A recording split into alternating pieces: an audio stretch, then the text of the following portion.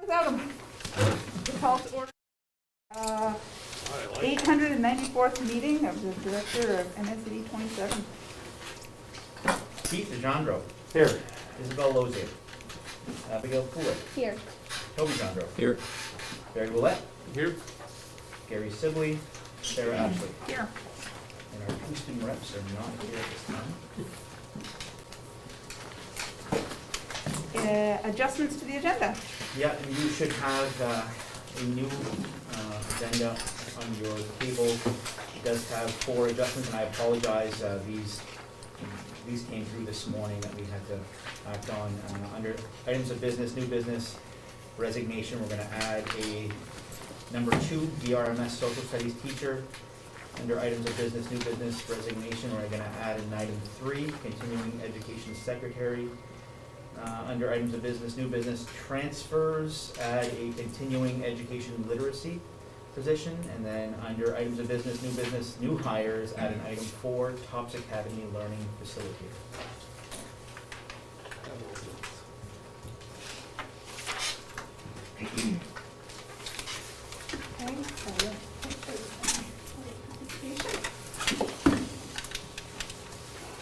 Approval of minutes.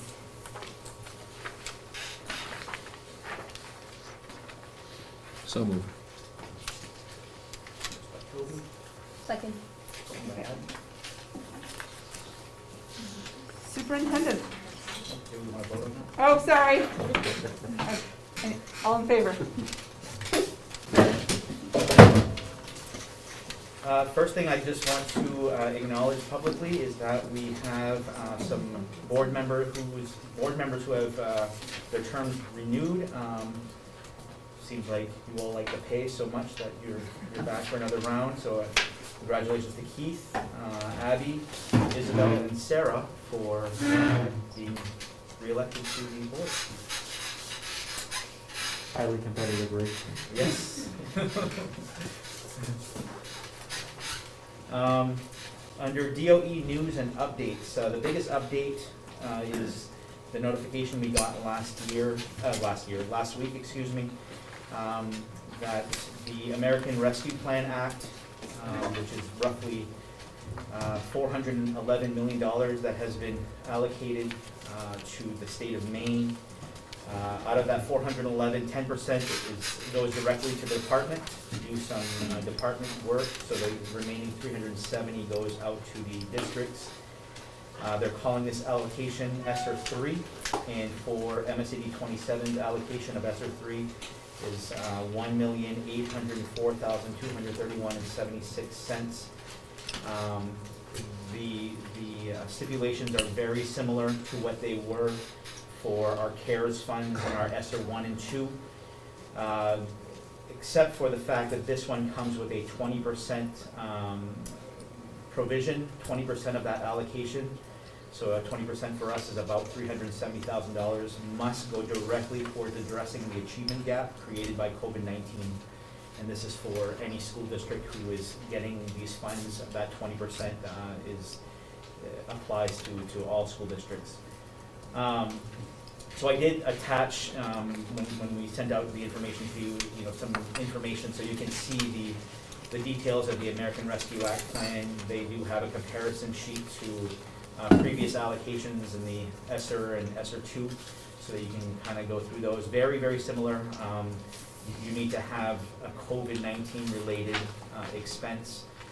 It has to be, aligned to the pandemic. It's a lot of money. Luckily, we have the entire 2021 and 2022, 2021-22 and 2022-23 school year to use those funds. I do believe the deadline is September 2023 for ESSER 3. So we're going to be brainstorming. There's a couple of ideas that we have tonight that we'd like to go over with you, specific to addressing those learning gaps. I'm going to call on Mr. Nadeau to speak later on some of that. So I hope that we can come up with a good plan. I do want to let you all know that I have resubmitted my proposal to the department for for an expanded space at Fort Kent Elementary School for gym space. I think that that is really important, and we had a presentation, Giselle and I were involved in a superintendent's workshop last Friday, and they did have somebody present from the superintendent's national level, and she alluded to the fact that construction projects are a little more flexible in this round of funding. So we'll see how it goes, and we'll see if we can get some of these needed projects done. We do also want to look at, if we can, you'll see the budget later, and we do have some construction things that are going into this budget that we want you to consider. We'll see if there's any flexibility with these funds as well, with regards to some of the improvements that we need to make at the building. One of those will be to finish the windows at Fort Kent Elementary School. We've done A wing and C wing. We'd like to target B wing in this round as well, and then look at some different ideas that are floating around. So that's the biggest announcement that I wanted to share with you from the department. Next item I have is state assessment for spring 2021. Just wanted to solidify, I had alluded to it a couple of other times, that the state assessment was changing for the main DOE, and they have signed a contract with the Northwest Education Assessment, which is NOEA. We used to have NOEA in this district years ago as our progress monitoring tool. It's a test that we give all learners in the fall, and then the winter, and then spring. Now the state is going to be providing this assessment to us, and they're going to be asking that we assess our students in the fall and in the spring. What's different about NOEA compared to past state assessments is it's not a one-size-fits-all assessment. In fact, it's an intuitive assessment where the student sits in front of a computer. It'll assess math separate from reading language arts.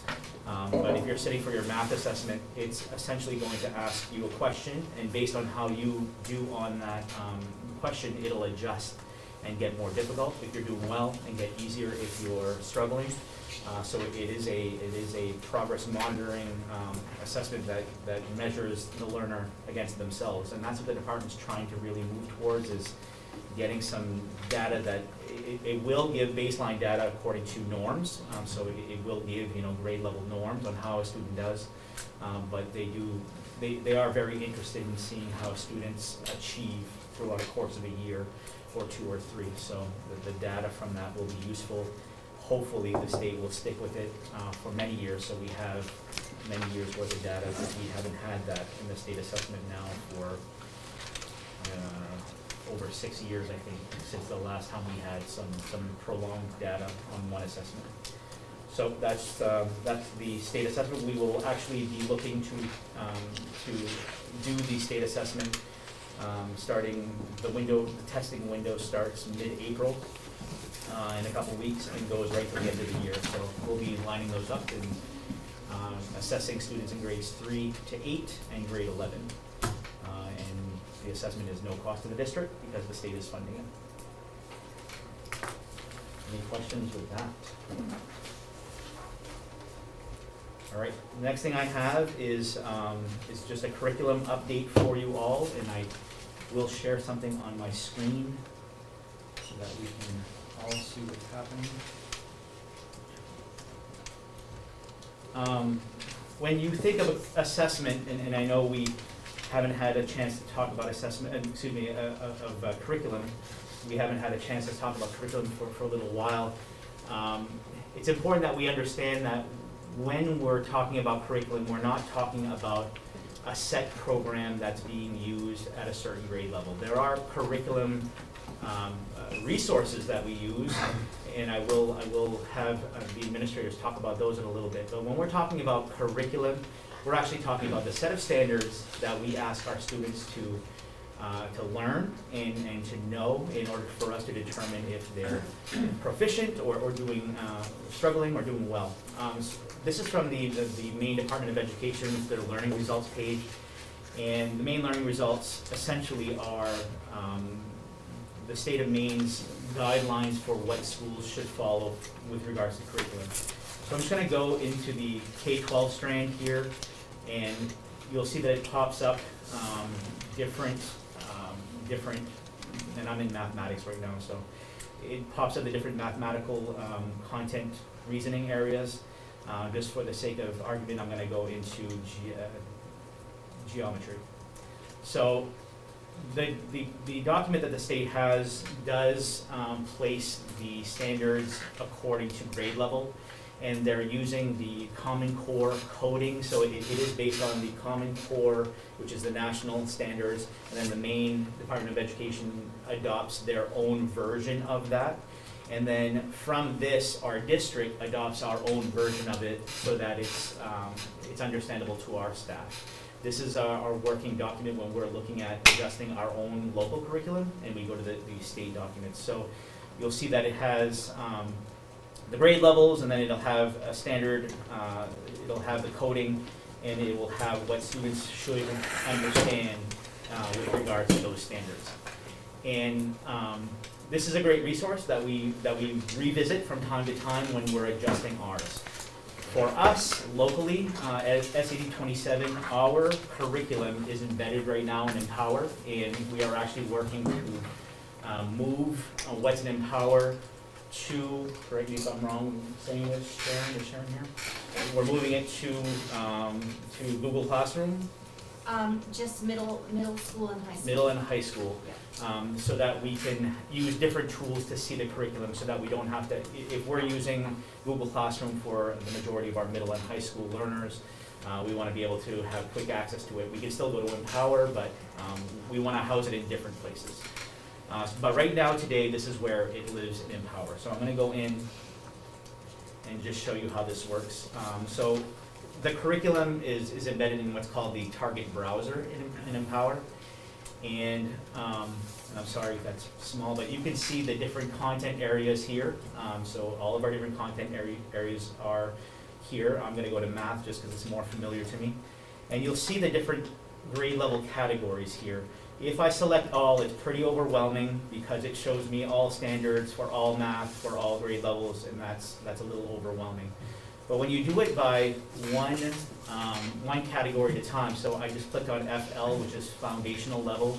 This is essentially what your pre-K, kindergarten students are learning with regards to foundational skills.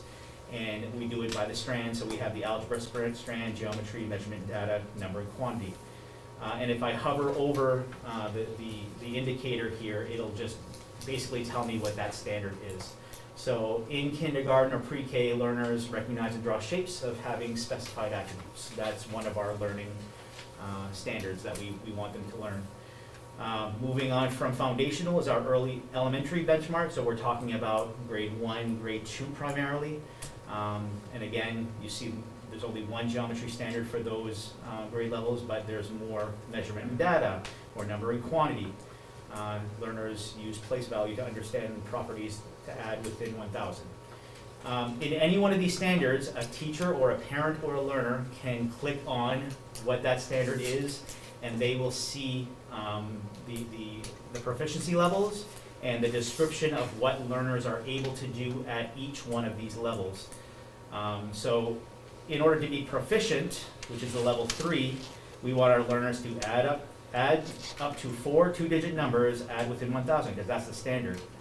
It's going to take a while for a learner to do that, so we're going to start slow. We're going to start here at the level 1. And at a level 1, we want students to fluently add within 20, then add multiples of 10, then add two-digit numbers within 100. And you can see that we can build throughout the progressions of the learning target. This is why proficiency is more about building those skills and less about grading kids based on where they are. We always want to build them from where they are and take them where they need to go. The teachers also have, at the elementary level, checklists within each learning target. Not all of them, but a large majority of them. So we can see smaller chunks of learning targets to build towards proficiency.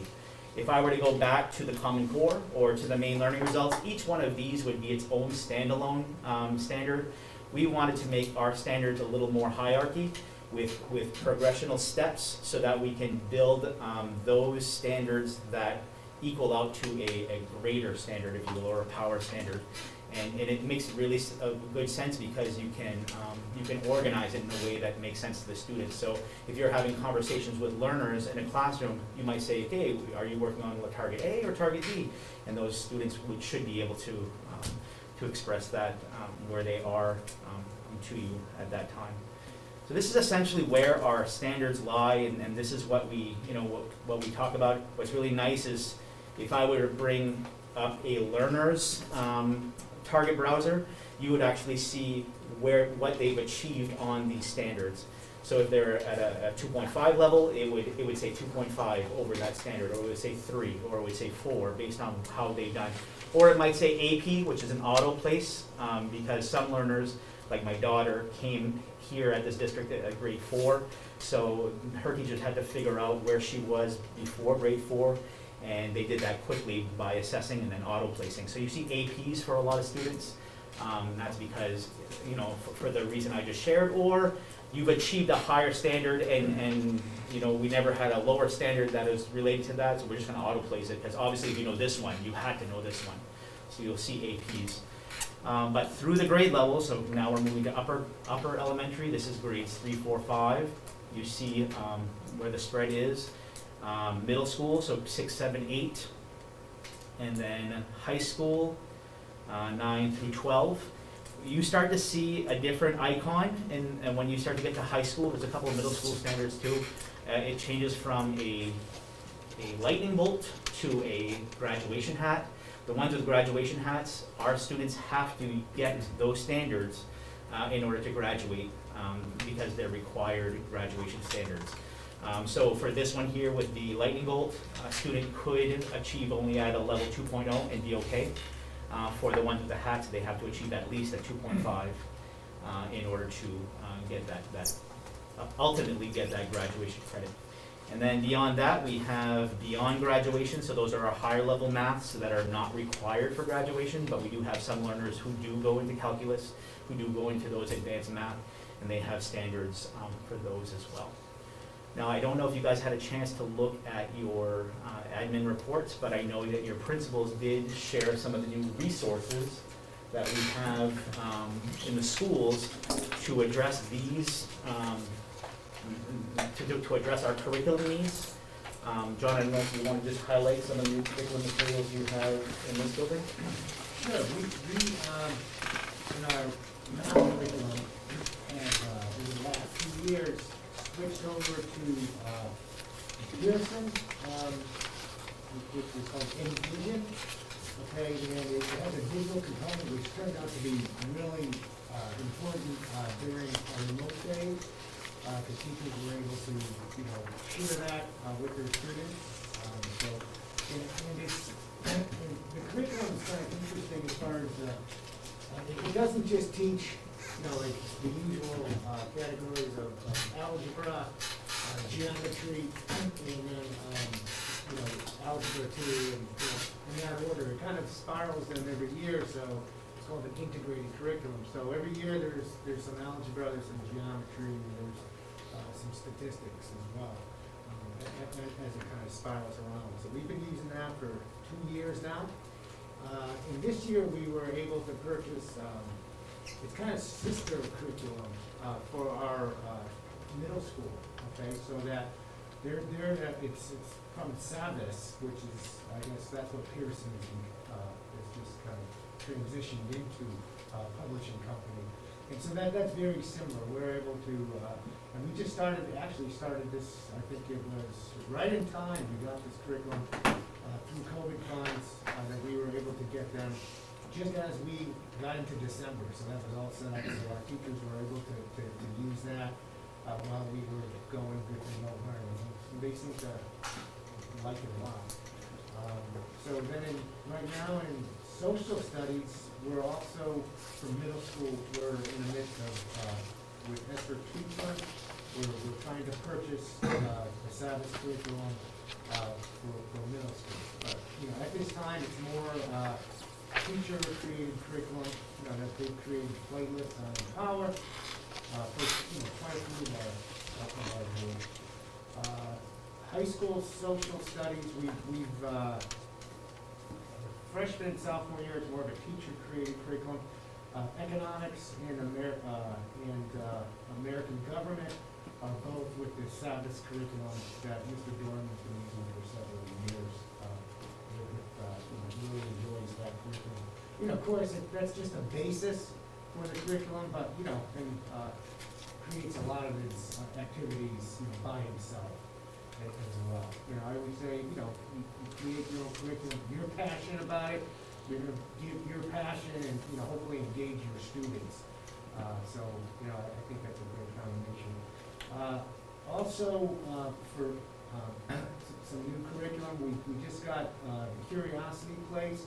We restructured our middle school science. We found that our science was being taught 6th grade life science, and then it was 7th grade was more physical science, 8th grade was more earth science, and then they had another year of earth and space freshman year, and then life science again, or bio in 10th grade. So we found it was a long time to go, and not that physical science and earth science isn't a lot of fun, but kids always associate life science, bio.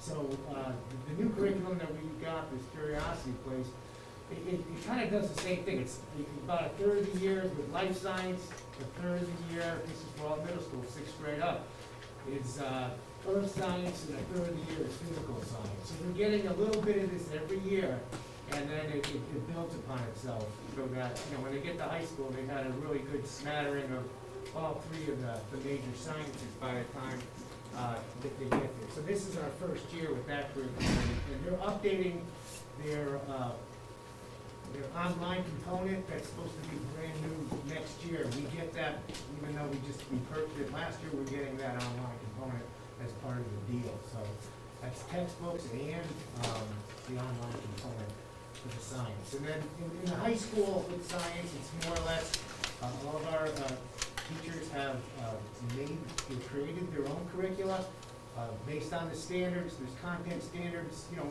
earth and space science, bio, chem, physics, but there's also 8 processing standards that they work on throughout, like, creating carrying out experiments, being able to analyze data, using the evidence that they find in their experiments. And that's all done every year.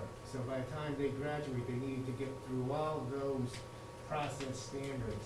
Okay, so the last major area I left out was ELA, and ELA is those are those standards are covered every year. Generally, the 9th and 10th grade are pretty similar. They spiral. And same thing with the grades 11 and 12 with senior projects coming in at senior year. And every year they need to read 6 books or novels throughout the year, and they're tested on it for comprehension as well. And in all of our other visual arts, foreign languages, health, PE, those are all, taught according to the standards, all teacher-created curriculum. Thank you. You're welcome. And those programs that we were able to get through CRF funds or ESSER funds, we definitely had to tie in the fact that we needed to meet the needs of our in-classroom learners and our remote learners. So a lot of our newer curriculum resources do have the online component, just so that those kids from home can access the online books and that type of thing. Mr. Nadeau, did you want to highlight? Yes, I would. Your the new curriculum resources that we were able to secure at the elementary school? Yeah, so, and I mean, kind of timing really played a great role in this. We saw a need a couple of years ago for a new reading curriculum at the elementary school. And back in 06, 07, they had purchased the Reading Street program by Scott Forsman. There was grants available. I'm not sure what the name of the grant was. That was a little bit before my time, especially at the elementary level. But everybody was aligned with that one curriculum. There was a scope and sequence. There was spiraling, like John talked about. Over the past, 13 years, a lot of those materials and a lot of those strategies have kind of dissipated a little bit. We closed a couple schools, but people came in when we brought in those teachers back into the Portland Elementary School. We have teachers that don't have any of the program, but yet we were a Reading Street school. So we saw the need to, and looking at our data, we saw the need to have something a little bit more consistent amongst everybody. So we purchased the MyView program, which is also by Savvis Learning, formerly Pearson.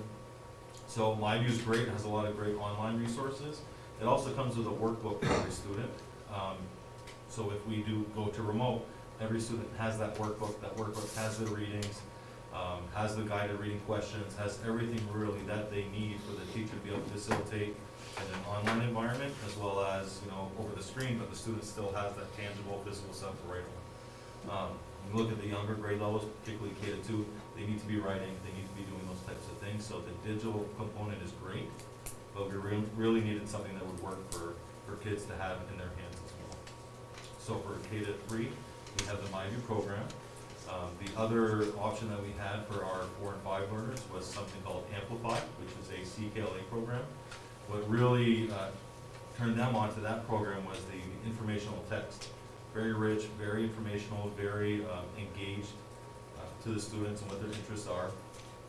I mean, you guys know every day in your work, a lot of it is informational text. We felt that there was a gap there as well.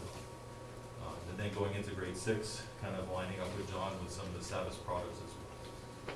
So that's really what we looked at for our reading program, knowing historically that, you know, we had some scores that we felt that we could bring up by being more consistent and having that program for our teachers to be able to teach.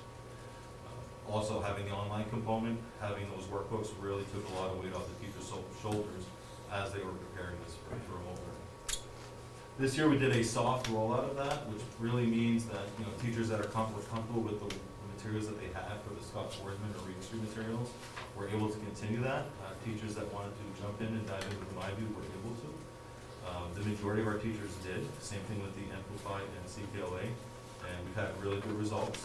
We do know that there's some places where we may have to supplement, but that's with any program you'll have that. Maybe it might be on vocab, so you get supplemental vocab materials, but the writing is much more impressive with the MyView than it was with the Reading Street, so each program has its benefits, but we're very happy with the program right now.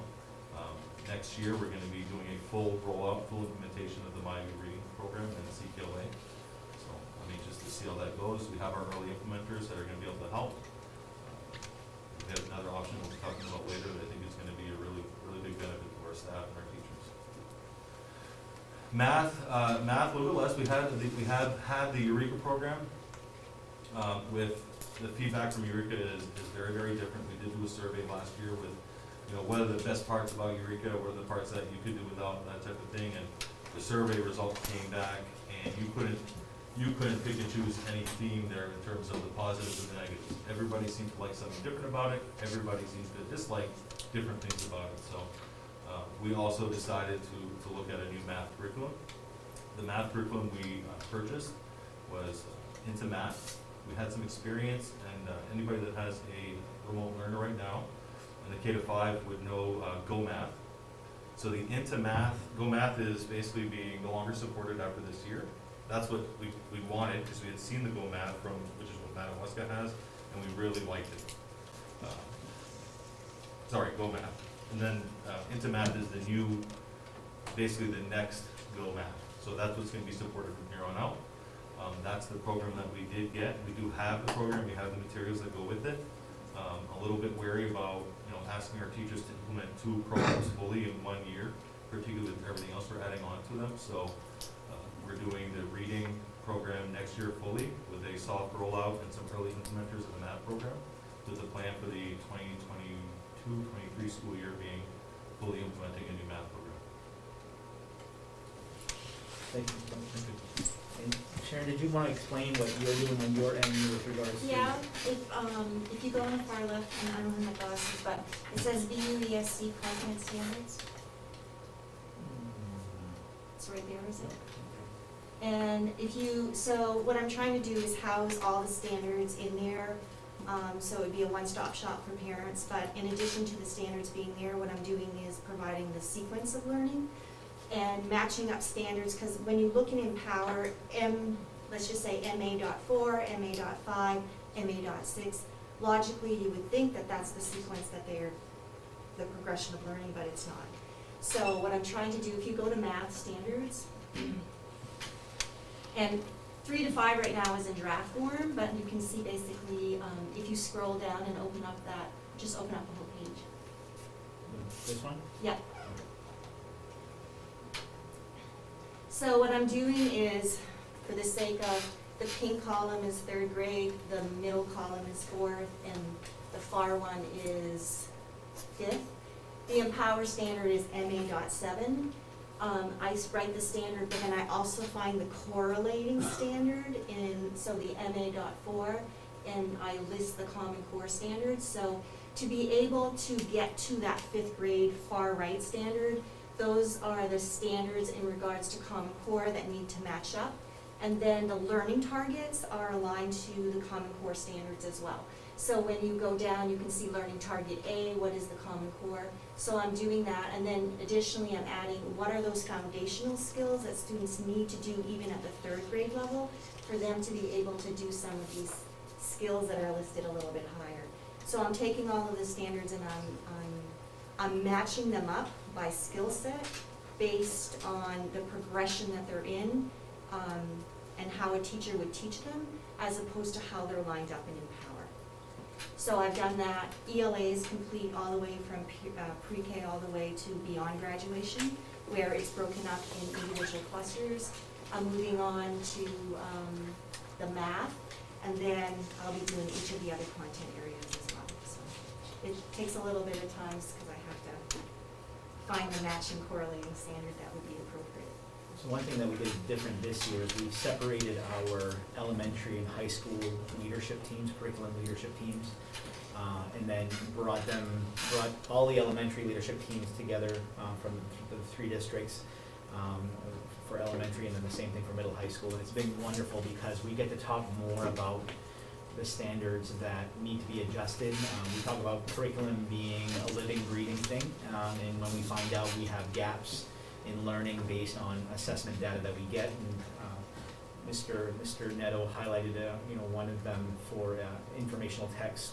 Our data tells us we do not hit on informational text very well across the district, so addressing that through new curriculum resources was really important to us.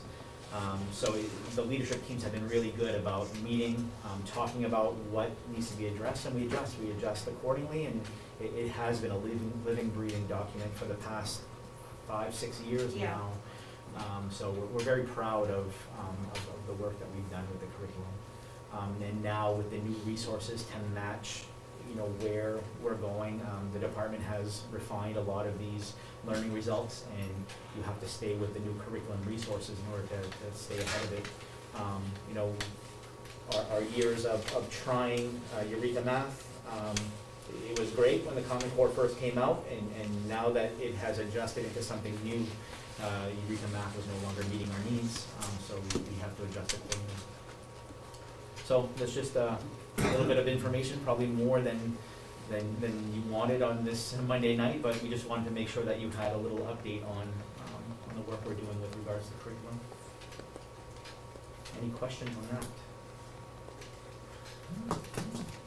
Are we able to see in the aggregate how our students are reaching the goals set forth in this? In Empower, we can do that. Sharon, did you want to? Yep. So in Empower, you can see how students are doing within each of the standards and the clusters, and the assumption is in a normal year that all the standards would be covered, so there should be a number in there. What I'm hoping to do is, we were going to use Empower for our transcript, and that's just not going to, at the high school, it's just not going to work, because they can't round down to the 0.1, it's to the 0.5, and it's just not accurate enough for us. But what we can do is those essential learning targets that we talked about last year, is we can identify those clusters, the essential targets, and we can create graduation requirements within each of the cluster, and then we can see how students are progressing with those essential targets, and determine their pacing. So in here, the pacing is what determines how the students are doing in regards to the standards for their grade level. So it doesn't necessarily give you, I mean, you can, when we do those graduation requirements for the cluster, you will get an aggregate. You will get an average score of how they are doing on the overall standards. But there's some standards, because they're so essential, we want the students to get a 2.5 or a 3, especially if we know that they're not revisiting it in the next cluster. So those essential targets are the ones that we're saying, yep, they're good with the 2 even on this standard, because we know they're going to be reviewing and revisiting it, but they need to master addition and subtraction in 2nd grade. That's really something that's very important, because the fluency needs to be there for grade 3. And if they're not, then we need to do some skills, remediation with those students to be able to get them up to par. What's nice from a teacher level is you can pull up a standard that you're teaching for your classroom, and you can see where all your students fall on that progression, how many of them are at a level 1 in that standard, 2, 2.5, 3, so you can see where they all are, and they'll actually indicate the students' names on each of them, so it's really nice, you know who to push and who to move on beyond. So. And that's the beauty of the Empower program, is it provides a continuum of learning that follows the student. So if I'm a 5th grade teacher, I can see how a student did in kindergarten, in 1st grade, 2nd grade, and then if I see some issues, I can say, well, they never really mastered this. That explains it. So that record follows the student. Where in the past, you had a paper document that housed in a file, you would have to go get their CUNY file, you would read it, and this is just at your fingertips. So I guess if we wanted to see like the state sets a 5th grade expectation. Yeah. If I wanted to see if we were meeting the 5th grade expectation, I don't want to see any particular kids' names. Would it be possible to see how our 5th grade's scoring in comparison with what the state expects? Oh, in regards to the standards themselves? Yeah, we could. It would definitely take some work to separate all of that. I'd have to go in and pull the exact standards, because the state has this plethora of standards, which is really not a realistic goal for all our students or any student to be able to do all of those standards. So what we've done is narrowed it down to the essentials. So we could pull out what we've identified and match them up and see if they're on par. I think an easier way to get what Toby's referring to would just be look at STAR data. You Yes, look at our progress monitoring, because that's all aligned to state standard. Well, that's kind of where I was going. Like, I understand STAR is a thing, but STAR is different than this. Yeah. Like, it exists in its own world. Yeah. Yeah. But aligned to the same standards. Well, yeah, but it doesn't exist in the whatever. It's just Empower. Yeah. Empower is day-to-day work that teachers are doing with their students. STAR data is meant to really be diagnostic. Mm-hmm. So, yeah, you could get that information for sure at speed. Mm-hmm. Or the NUIA state assessment, that'll do the same thing. Mm-hmm. Any other questions? The last thing I have, I got an email the other day, Spirit of America recognition, and it had a whole list of different main groups, and I scrolled down and saw that Fort Kent Community High School was one of the main 2020 Spirit of America Foundation Education Tribute Award recipients for their Winter Carnival food drive for collecting over 5,000 items. I wrote to Mr. Kaleta and Mr. Doucette, I said, is this a real thing? And they said, yes, it is. So I did want to just let you know that we did get that recognition. I don't know if we get anything more than just the email, but it's kind of cool. Well, we're on the website, so it's kind of cool. So I did want to just let you know that we did get that. We're working on beating that this year, so. Yeah. Nice. Awesome. And then your administrator reports were included in your packets. Okay, so we'll move on to committee reports. Just want to remind the negotiations committee that we do have negotiations set up for this Wednesday, April 7th. Keith, Toby, Barry are on the negotiating team. We've set it up so that we can try to get it done in a day, and if not, we'll pick a backup date. But we are negotiating the bus driver custodian group first, followed by the food service personnel second, and then the administrative or secretary group 3rd. So Giselle has been very active in updating some language that needs to go in, as well as Lucy for earned paid leave and different things to align with law. So what I'd like to propose, if you can try to be here, negotiations start at 9. If you can be here earlier, 8:30, the latest, we can go over some of the language proposals that we would like to put in there, and then begin from there once we're ready. I have reserved the conference room across from Mr. Doucette and Mr. Kaleta's office. The conference room is ours for the day, so that's where we'll be meeting for that. I just wanted to put that out there. We've also got an intent notification to negotiate with the teacher group. We have to do that one as well when we finish up these Teamster negotiations, and then we also have the ed techs. So it's going to be a busy spring, and hopefully we can find time that's going to work for all of you to get that done. And I understand if it can't be always done during the workday, we'll go around your schedule to make sure that works. Anything I'm missing, Giselle, Lucy? And then policy committee, we met on Monday, March 22, and we went over some policies. You should have them in your packet. And this is a first read, so this is more just for your information, and if you spot anything today, we can make sure that we adjust it for next time. The first policy is the employee use of social media and social networking. It should be policy GCSA-S. This is a policy that we've had in place for a couple of years. I think we adopted it in 2018. And we just wanted to make sure that we went over it and we're sure that it meets our needs, except for some minor typos throughout page 1. We do have some, and I'm sorry, your copies are hard to read where the changes are.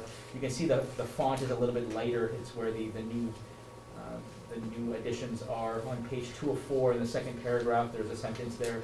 As employees or contractors at MSAD27, the expectation is that there will be no disparaging remarks, photos, etc. on social media sites reflecting SAD27. We've added TikTok to the line of different social media platforms that people are using.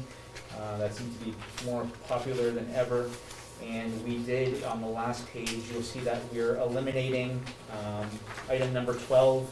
It seemed to be a little bit not preachy, but it seems to be common sense.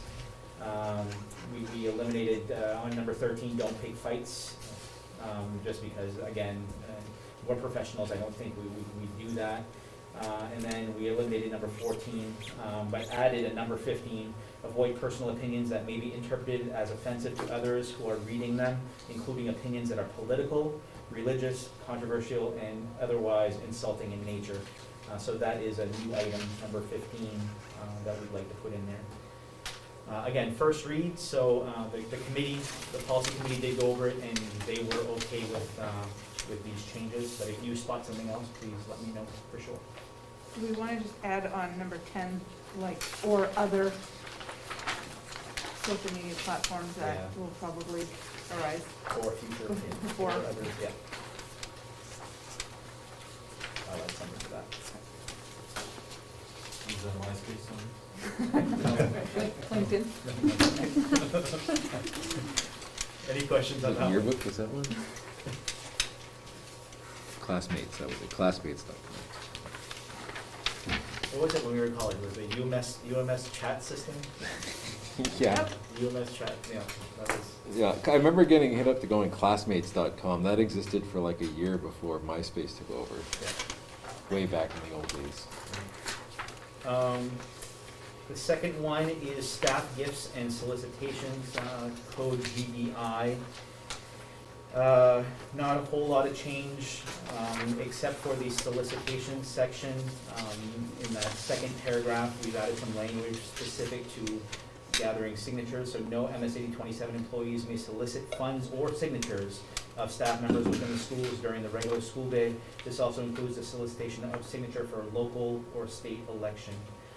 I did reach out to MSMA on the best place to put this kind of language, and I was directed to this policy because it does deal with solicitations, and so I think that's a good fit for where that goes.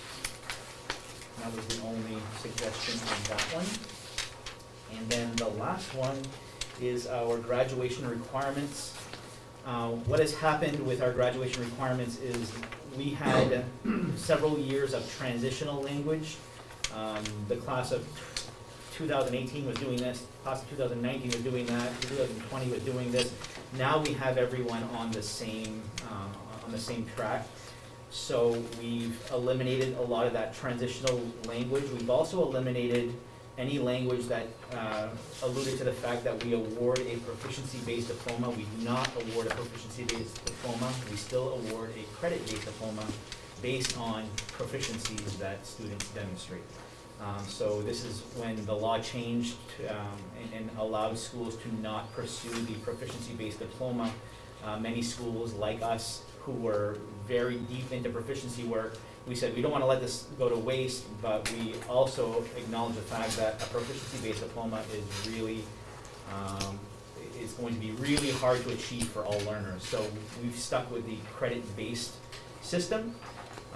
So you can see that second paragraph was language about a PBE diploma. This first paragraph of the first sentence of section 1 also talked about a PBE diploma. You can see on page 2 of 7, we've reduced our required credits from 24.5 to 22, and there's a really good reason for that. It's not because we're making it easier. So I'll have Mr. Kaleta explain why that is. Sure, we were on trimesters for a number of years, and some courses they would take 2 trimesters, or some would be 1 trimester, some would be 3. So when we switched over to semesters again, having 2 semesters in a year, we were giving full credit for a 1-semester course. Okay, so it didn't really make sense. So what we needed to do was everything that was a 1-semester class is now a half credit, and everything that's a 2-semester class is a full credit. So we have only 6 periods, during a day, which will allow you to get 6 credits at the end of the year. So 6 times 4 is 24, which means that for you to graduate with the right number of credits, you would have to have a full boat every year, no study halls, nothing. So this way, we still allow, you can take 5 credits a year, and this gives you enough room to graduate, on time with 22 credits. So we changed the whole thing from, a half a credit per semester and 1 credit per year. So it does make sense. And the state average is much lower, I think. Is that 18? That's 16 for the state diploma. So again, I think that's pretty clear. Trimesters, we were awarding a credit for 1 trimester class on some occasions, some for 2 trimesters, and some for 3, and they just were not all equal. So Mr. Kaleta worked to make things all equal. So 1 semester course, half a credit, a full year course, 1 credit, and everything is across the board equal. Aside from that, the only other language that we needed adjusting was the section 2 community service requirements. We have put some transition language because of COVID-19. It made it very difficult it would be very difficult for our students who are graduating this year and next year to meet those community service requirements. So for the class of 2022, it's set to 15 hours because of the 1.5 years of COVID restrictions, and then for 2023, it's at 25, and then it adjusts back to the full requirement of 30 hours after that. We added some language to the homeschool, item C, on page 5. Homeschool students may be required to take a benchmark assessment upon return to CHS to determine if courses completed during the homeschool will earn credit. And this is specific to game that we see being played at the high school level when some students are jumping in and out of a homeschool placement. When things get a little tough here, they jump out, finish their year at a homeschool placement, then come back the next year, and amazingly, they're now a sophomore. And then the same thing happens at the end of sophomore year, and then they come back, and amazingly, I'm a junior. So when we see this kind of mobility, it's important that we have a benchmark assessment to assess whether or not the homeschool program had the same rigor that we offer here and place those students in the correct placement. This does not change anything with those homeschool programs that do it right. And when I say do it right, if you are a homeschool parent, you agree to have your child assessed at the end of the homeschool year. So there are different ways you can do that. One of them is a portfolio that's gone over by a certified teacher. Another one can be a panel of different people.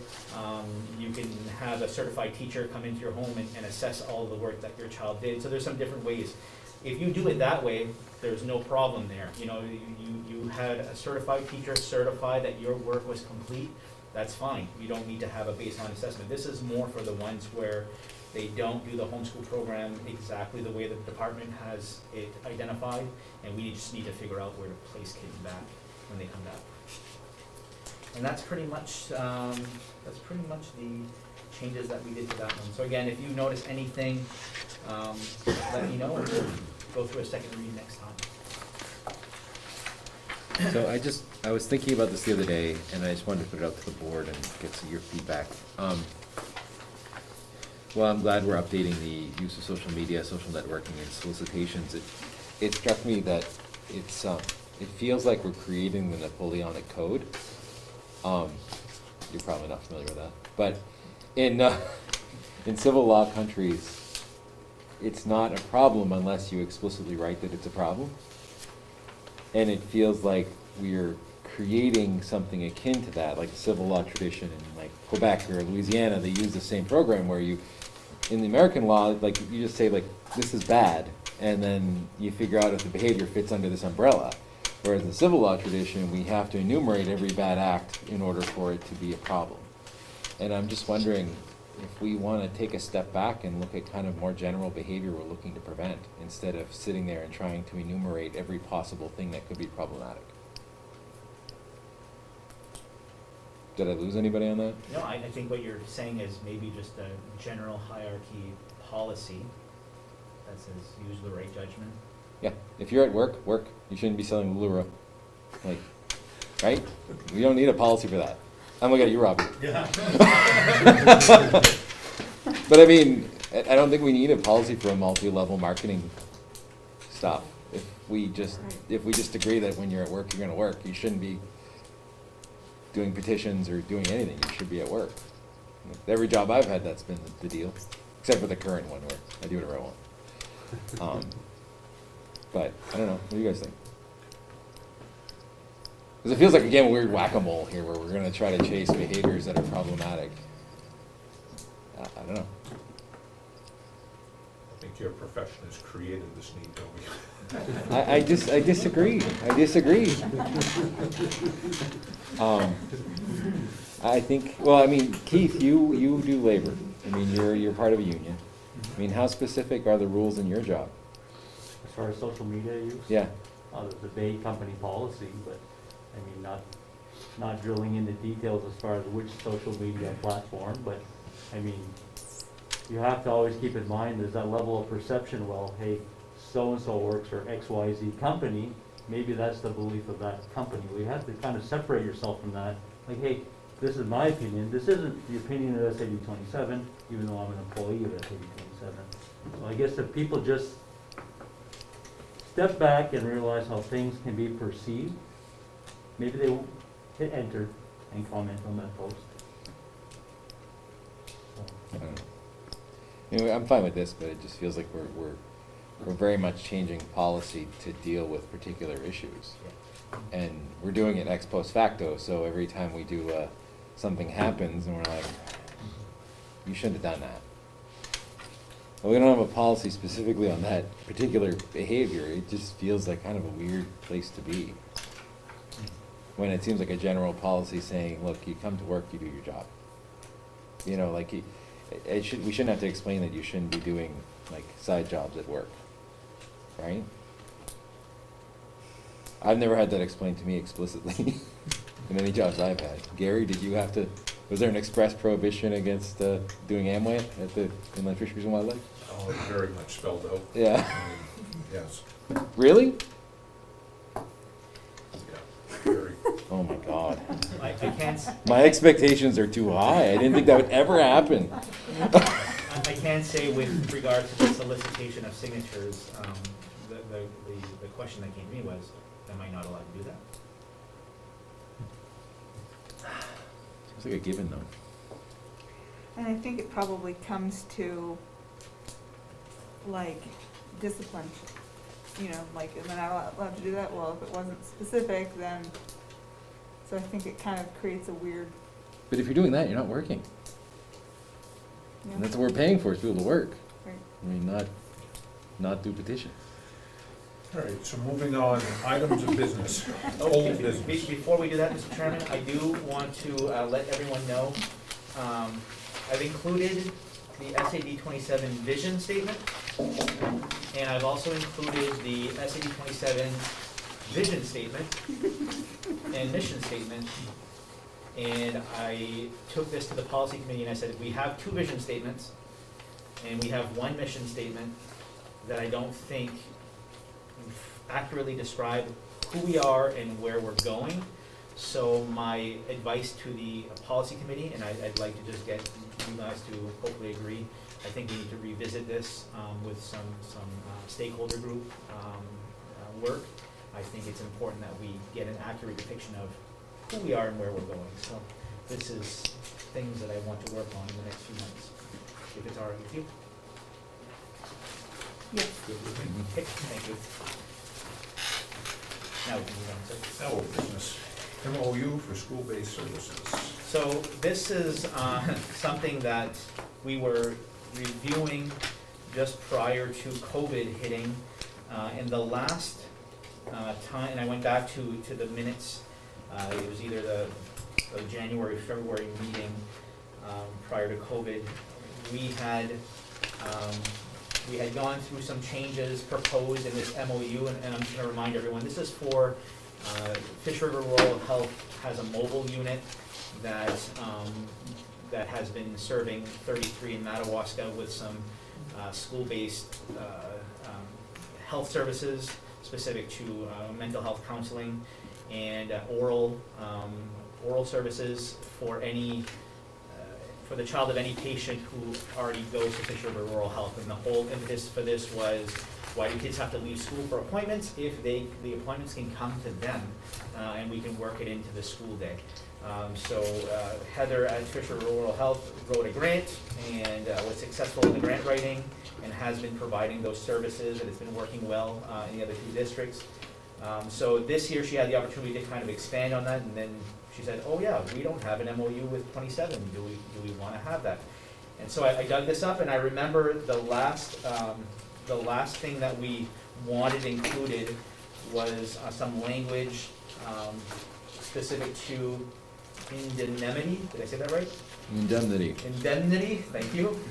So I have included language specific to that in items 12, which would be the SBH, school-based health center sponsors, and then item 13, which would be our indemnity, and so that we're in line with essentially what happens if somebody gets injured.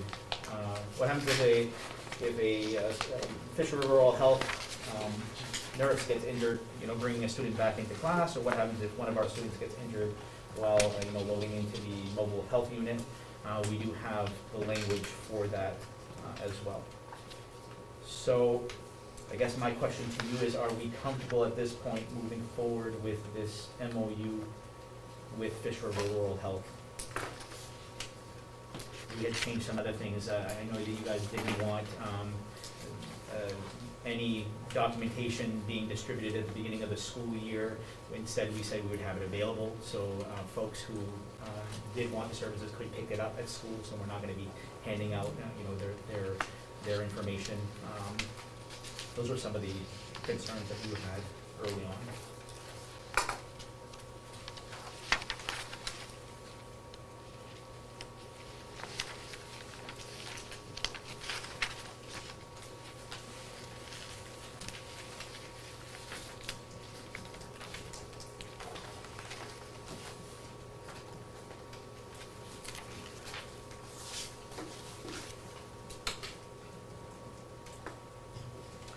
I think you just need to update the dates.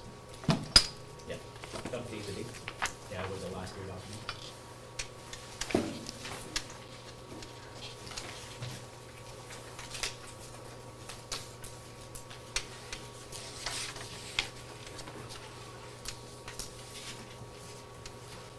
You need a motion? Yep. So, Do you have a second? I'll second. Any discussion? I have a question, sorry. Is this for 1 year? This is a 1 year thing? Yeah, 1 year at a time, and then we assess if it meets our needs or not. What's their frequency of availability? Well, I think what we'll be doing for Fork Elementary is 1 day a week. They do 1 day a week in Madawaska, I think they do half a day in 33. We talked about just entering with 1 day a week, maybe only half a day. We're gonna go over the caseload and see what the need was, but no more than that. Anything else? All those in favor?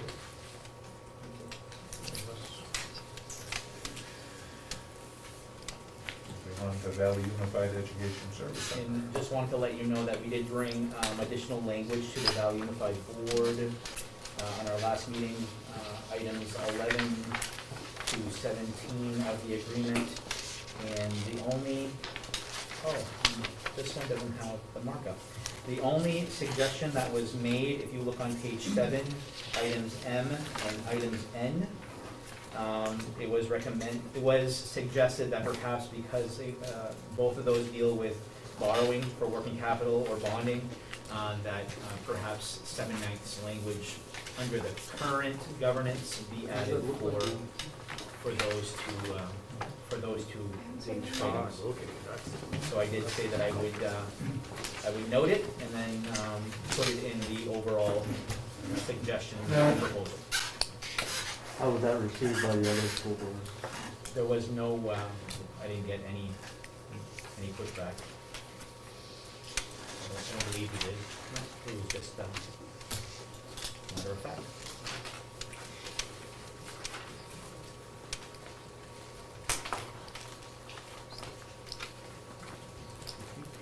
I have a question then on one of your emails in March. Yep. It was suggested, or it was a consideration on moving the service center to Frenchville. I sent an email. Is that the central office? Central office. Central office, yeah. Oh, it was something that we've been discussing, but we realized that can't happen. Okay. So that's not on the table. Thank you. You're welcome.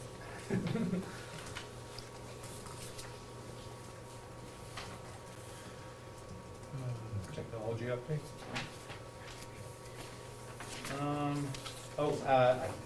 Last meeting, you all approved us moving forward with hosting a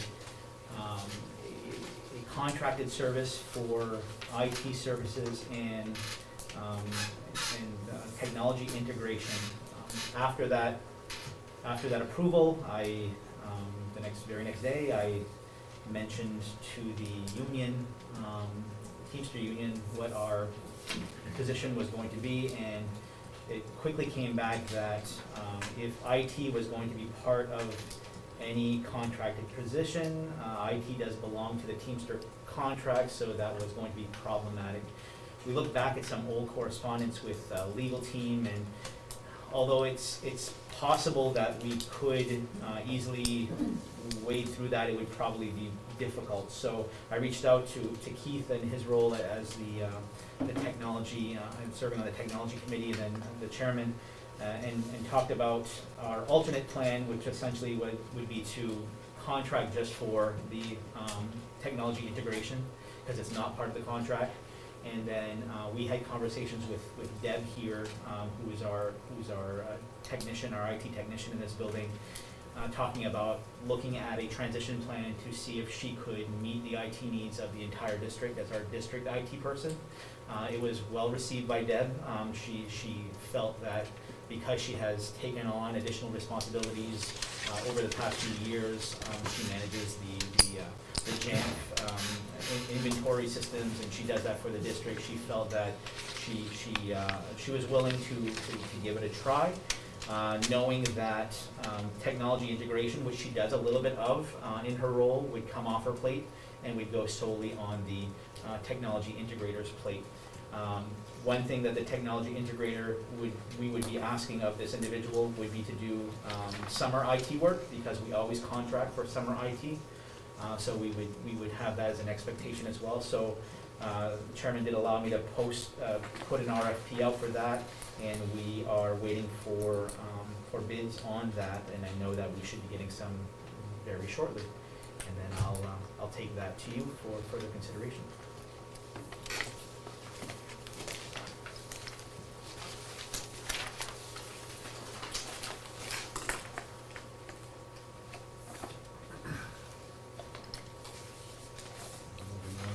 SR3. One thing that I would like to propose or share with you is specific to one way that we can, let me make sure I'm sharing my screen here. As I shared with you earlier, we have to target 20% of our ESSER 3 funds to address the learning gaps that have been created by COVID-19. So one thing that we've been discussing about is, because we do a really good job in this district with intervention services, we have our Title I interventions, we do a really good job with our student support teams to make sure that we refer kids who are falling, so they don't fall between the cracks. We have great 504 processes so that those students who qualify for a 504 have those services, and then our special ed department is stellar, and they do a great job meeting the needs of our IEP kids. But when we're trying to connect the dots of what's the best way that we can help our teachers, our classroom teachers, the ones who are on the front lines, the ones who have the students with them the majority of the day. Interventions are great, but a half hour, twice a week intervention is no substitute to a teacher who has greater access to tools and skills that they can use throughout the day, sprinkling throughout the day with this, with specific learners. We feel that that's far better way to address learning gaps. So I just want to propose something called student-centered coaching, and it's putting the needs of students front and center. So all the information that I got, I stole from DianeSweeney.com. So if you go to this website, you're going to see a lot of the stuff I have, and I'm admitting it. I did steal from it. So yes, that's where I got my information. So what is student-centered coaching? It's an evidence-based instructional coaching model that shifts the focus from fixing teachers to collaborating with them to design instruction that targets student outcomes. Taking a data-driven approach increases the learning and efficacy of teachers, coaches, and most importantly to our students. So this is totally data-driven. You go through cycles, and I'll explain that in a second, where you're basically looking at what strategies you are using as a coach with the teacher, and how effective those strategies were in order to see growth over that period of time. And why student-centered coaching? COVID-19 has proven to widen the achievement gap. More than ever, we need to focus on effective teaching strategies to target student outcomes with a focus on elementary age learners. I truly believe that our focus right now needs to be with our lower elementary, starting at pre-K, K, maybe 1, maybe 2, but definitely starting with our younger students, so that those baby gaps that they have right now do not turn into wide, huge super gaps by the time they get to Mr. Kaleta and Mr. Doucette. So making an investment on those grade levels first is going to be our recommendation in this model. The combination with interventions we have in place, including but not limited to our Title I student support services, will help FKES close the achievement gap, preparing our teachers with data-informed strategies for student success. So how does it work? So this is going to be harder to see, but I'm going to blow up the, I had a slide where I could blow up the middle, but this one's not doing it, so let me just increase it this way. I'm going to have to ask Mr. Nadeau for help here, and that's maybe really embarrassing. Don't worry, I won't ask him. His cousin called me for help this weekend. Oh, really? Instead of Robby, yeah, and I was able to do it. I pinched him. Do you know why? I don't know what's wrong with it. I find with Google Slides, No, when I'm you not do the interested. increase, it actually makes it smaller. Oh, okay. Maybe you help Mr. Nadeau. Oh, I got it. Sorry, guys.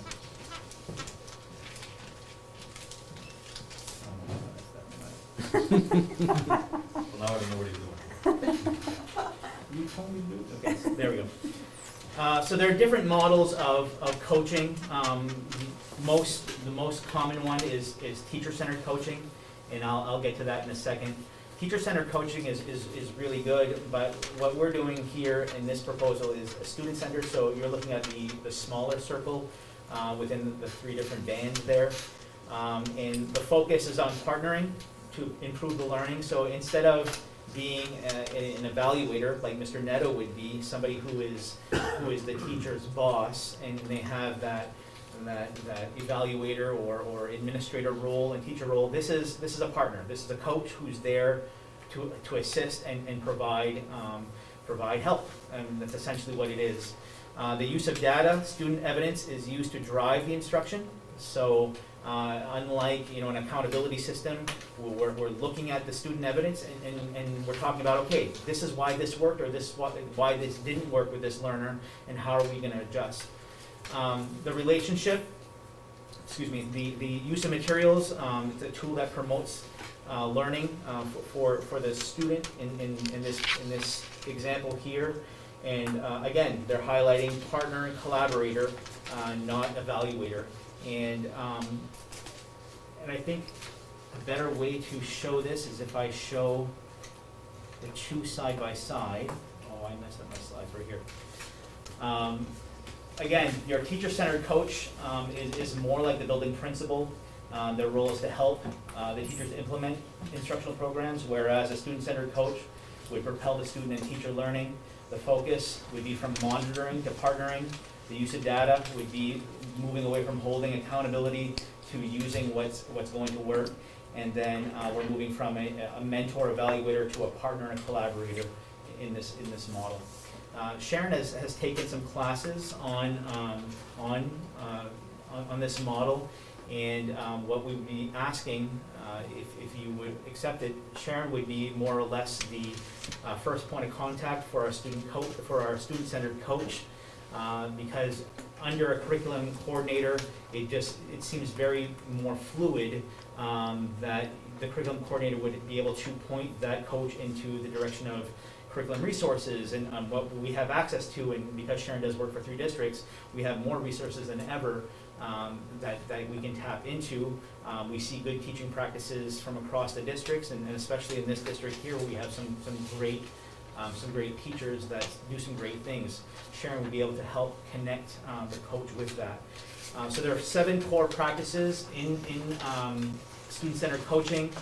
So you utilize the coaching cycles, you set standards and goals, you unpack the goal to learning targets, you co-plan with student evidence, you co-teach using effective instructional practices, you measure the impact, and then you partner with the school leader to make sure that the school leader is on board with what's going on.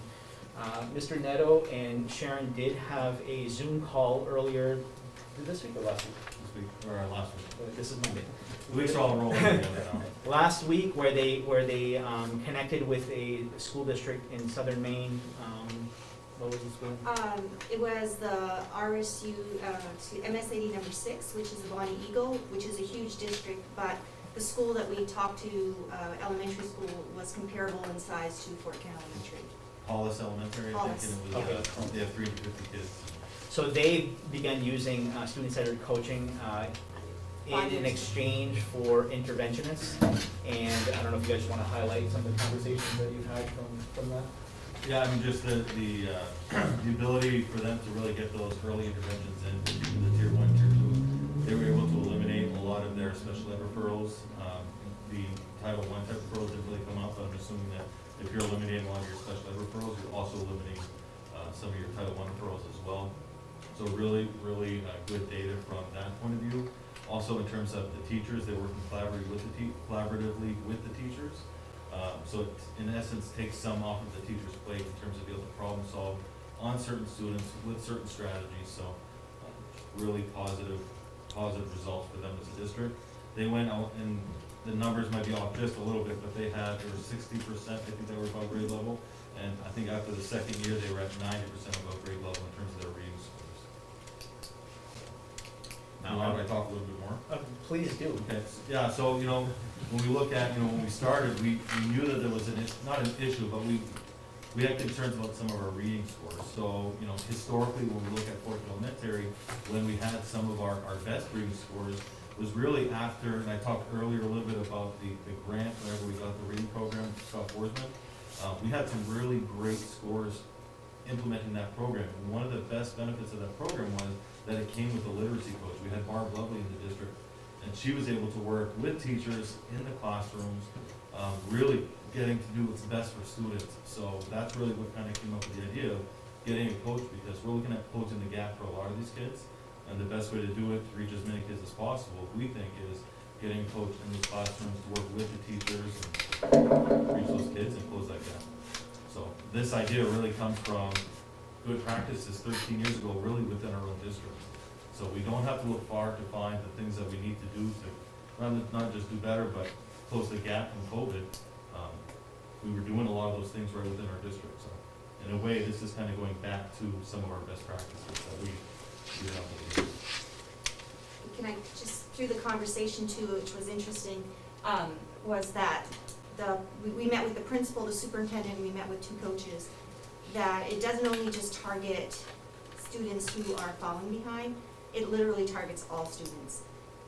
So you're looking at data, you're sorting them, you're finding the students that are not meeting standards, you're finding that are partially, and then those that exceed, and you make plans for each group of students. And so it's not just focused on the students that are struggling, so it's really working effective strategies for all students. So it's a very, and you're empowering students with a skill set that they're gonna carry through. This coaching cycles last about 6 weeks. So the skill sets that you work with the teachers carry over to maybe another group of students when the coach is not there helping them out. So you're really empowering teachers with skill sets that they may not even be aware of, because when you're in your classroom, you know, you don't get to see what's going on in others. So they've been doing it for 5 years, and it's been a really, really great. We have some really great teachers, but you figure when, and I'm talking primarily those lower grade levels, there's a lot going on in an average day in those lower grade levels. So to tell a teacher to focus on the instructional strategies that are going to help move the needle for English language arts is a big ask when they've got to worry about face masks on kids and snots and boogers and miss, that one touched me, and there's all of the moving parts that go on. Did I count my lunch right today? There's a lot going on. So to have a person dedicated to focusing on this and helping each teacher focus on that in their classroom, we just really think that this model really makes sense. And as I shared with you early on, 20% of 1.8 million that we need to use to close these gaps, I think this has to be one of our primary pilots that we really try out and see if, throughout next year, if it's working. So our proposal to you is to allow us to post a position for a student-centered coach. Obviously, we would post in-house first. We think there would be some of our current staff that would be really good in this position, because one thing that we know in speaking with other school districts is it has to be a right fit. It has to be somebody that your teaching staff is going to trust, they're going to want to collaborate with. It has to be somebody who's not going to come in there and think that they're going to tell you what they, that's why, you know, administrators are not a good fit for something like this. It has to be one of them. It has to be a colleague. It has to be, you know, somebody in the trenches. If the selected candidate does not have the student-centered coaching experience or coursework, we require them to participate in the summer cohort for a student-centered coach, an online course, and there are opportunities right now that are open for this summer to get a baseline of those concepts. We would progress monitor the gains made by tracking the student data specific to those students who have had teachers in the coaching cycles. And then the direct supervision, as I mentioned, would be in coordination with Mr. Nadeau, but also with Ms. Chassis to you know, provide guidance to this coach. And then based on the data that we collect next year, we would ultimately like to come back to you next year at this time, or maybe sprinkle out throughout the year and share what we've learned, and then make a determination for the following year if this is something we want to continue to fund now with COVID monies, but into the future if it's something that's really showing success. I have one question then. Yep. First of all, it is a new position. Second of all, is I thought those ESSER funds were for 3 years.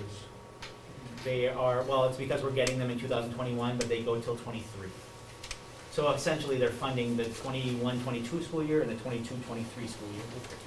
Yep. Does this only pertain to ELA? It's, no, it's right across the board. Our focus in early elementary is primarily reading, writing, and math. So those would be the highlighted. And we talked about really focusing on those lower elementary levels first, especially the first, you know, quarter, half of the year. And then once that coach gets comfortable, seeing if they have the capacity to expand into grades 2, 3, 4 at that time. It's a 6-week cycle. How many teachers do they work with in that cycle? Can I answer? Yeah, sure. So the 6-week cycle, they usually recommend either one teacher, or you can do a group of teachers. They don't recommend doing more than 4 teachers. So it would make sense to do a grade level so that you're kind of all working on the same thing. And they could probably manage more than one cycle at the same time. So they could be working with grade 1 or grade 2 through that cycle. Then they can come back and cycle through with the same group. So depending on the success, because during this time, there will have to be some downtime for the coach to plan, prepare, look at the data, because I think looking at the data collectively is a good thing, a skill set to do, but also what are the resources and help kind of strategize. So there will have to be some time built in.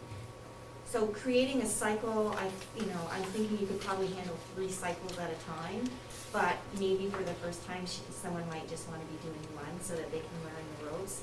There's a lot of data and a lot of documentation on the part of the coach. I have all of the information, but they keep track of all of this stuff, and it says like how students are doing, how the kids are categorized, what strategies, what practices, what recommendations, and they co-teach, they can micro-teach, they can do modeling of lessons. There's a variety of different tools that they can use, and then they report out. So what they start doing too is collecting information on students that's transferable from the coach from year to year, so that when that student moves grade levels, the coach knows automatically what works for that student. So, I'm not sure how many, I can call you Leslie, sorry. Okay, Sarah. I answered both. I think at the beginning, it might be a little bit, less, but I think that the capacity of the coach would depend on who it is. But, yeah.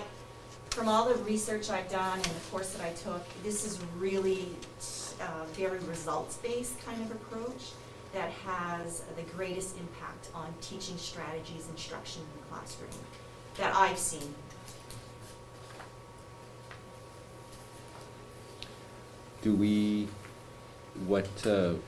What's going to be the educational background required for this person?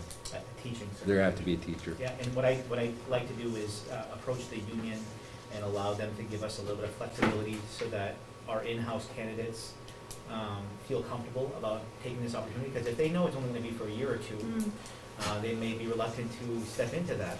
But I want to have conversations with the union to say, listen, if we're okay, you know, we can allow a teacher to do this, their seniority and their grade level is not impacted. You know, it's essentially a temporary placement to try this pilot program. I think it's important that we allow our qualified teachers to step in and do this.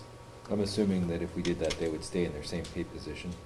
Yeah, it would be part of the contract.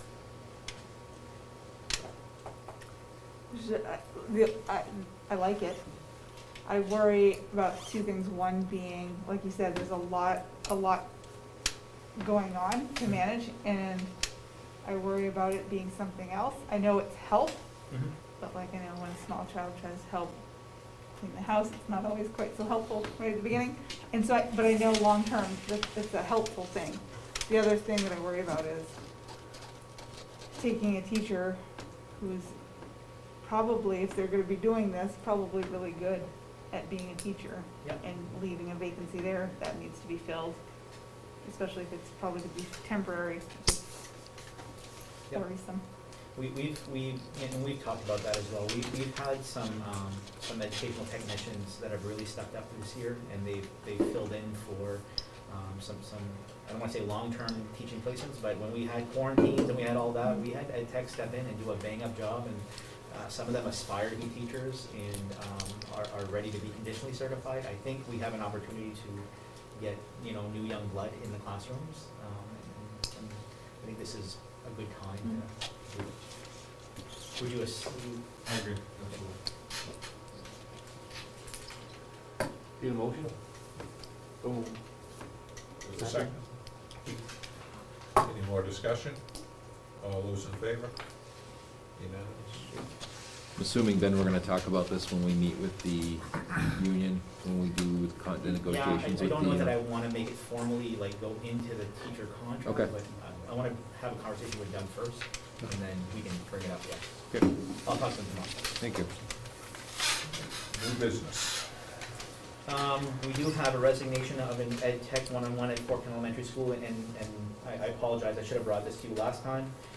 But I did share an email with you, and it's an email from Danielle Daigle to Jill Kelly, just expressing that she really enjoyed, but COVID-19 has been a lot, so I move to accept the resignation of Danielle Daigle.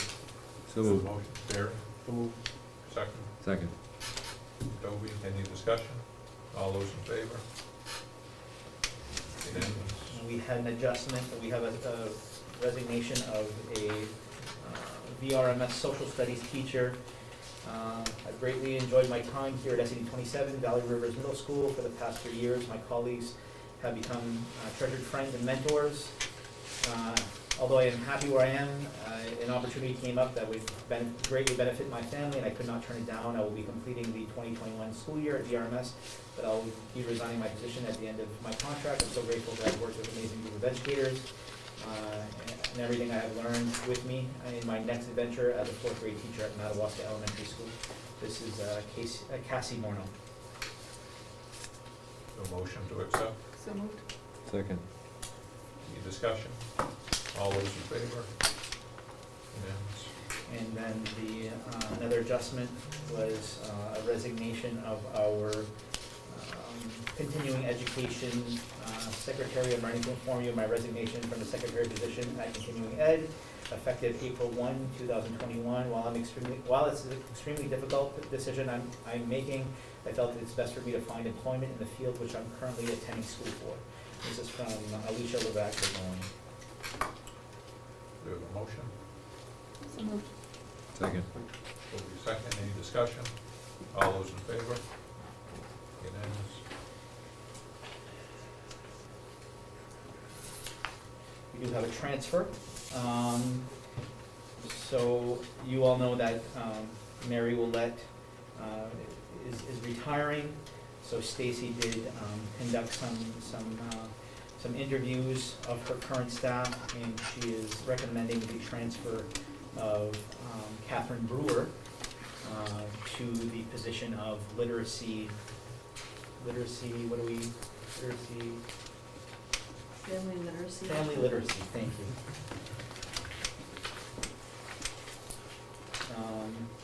And that's just a transfer, so I don't need a motion on that one, just wanted to give you that information.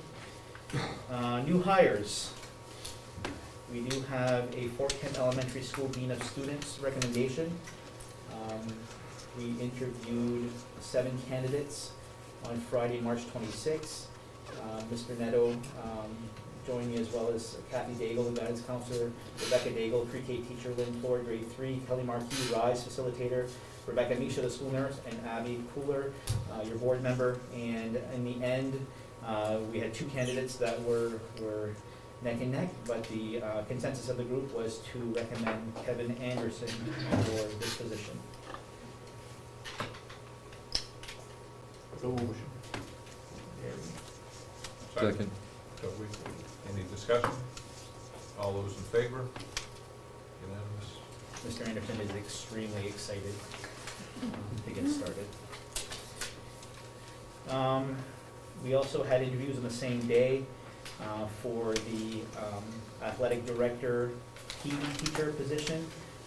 Mr. Kaleta and Mr. Doucette had a team. They interviewed 3 candidates, and in the end they are recommending Daniel Campbell for this position.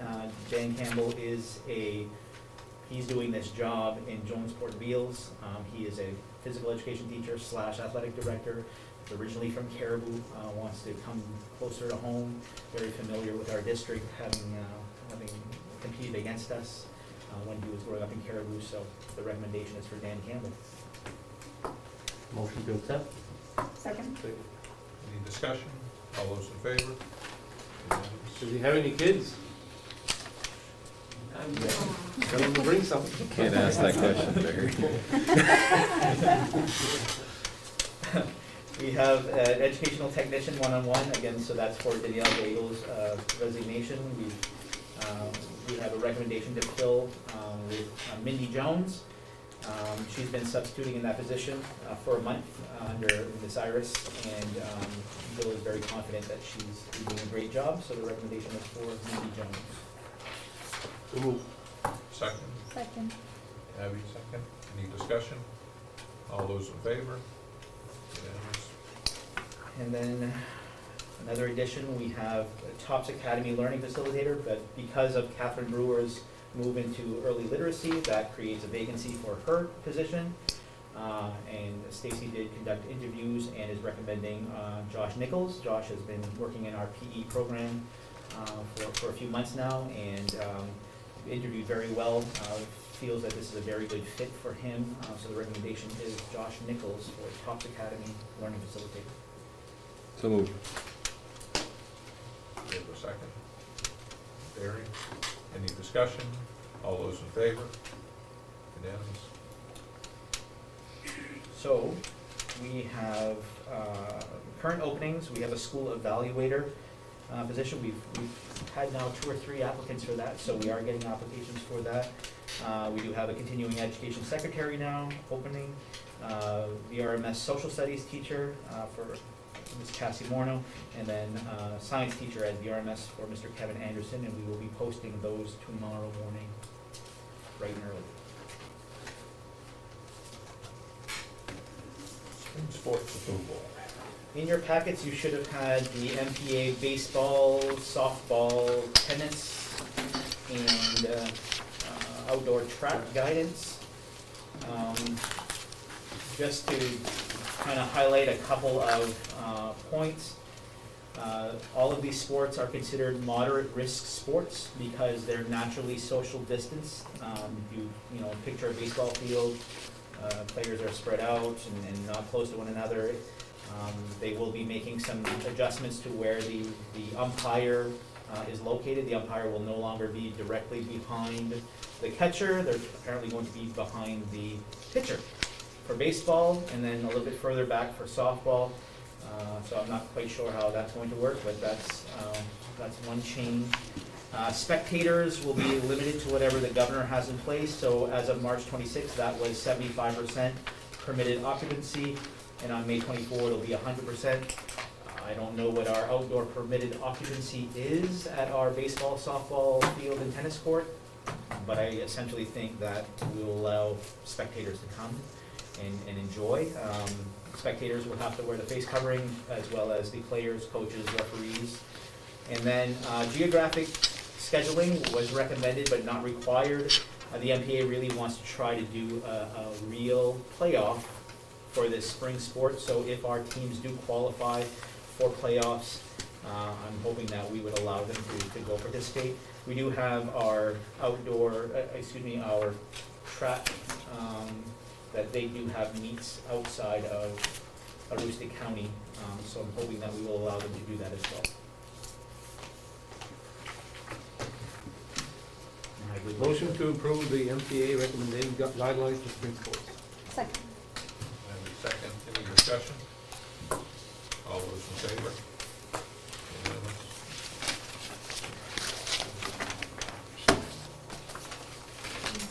Lucy's turn to talk. Can we keep it again?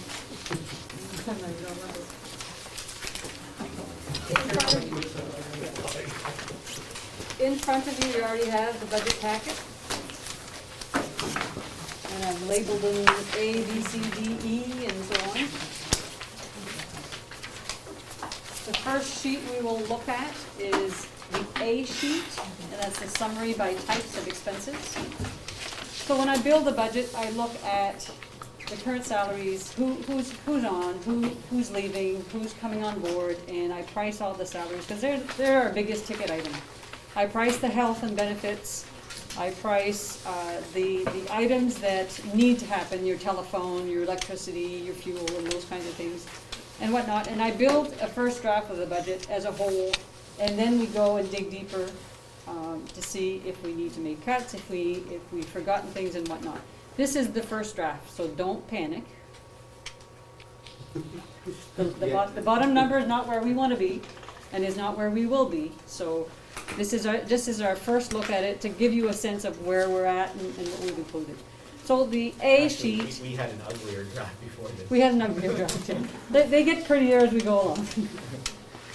So the first sheet is just a summary of by the types of expenses. So I total the total salaries all throughout the budget, because I have to report it in a certain fashion to the Department of Education. I have to build my budget the way that they want me to build the budget in terms of categories. So they want me to build it by cost centers. And in each cost center there's a multitude of different expenses, but they repeat themselves throughout the budget, and then I summarize them in one sheet. So I have, our total salaries. In 2020-21, we had 7.2 million.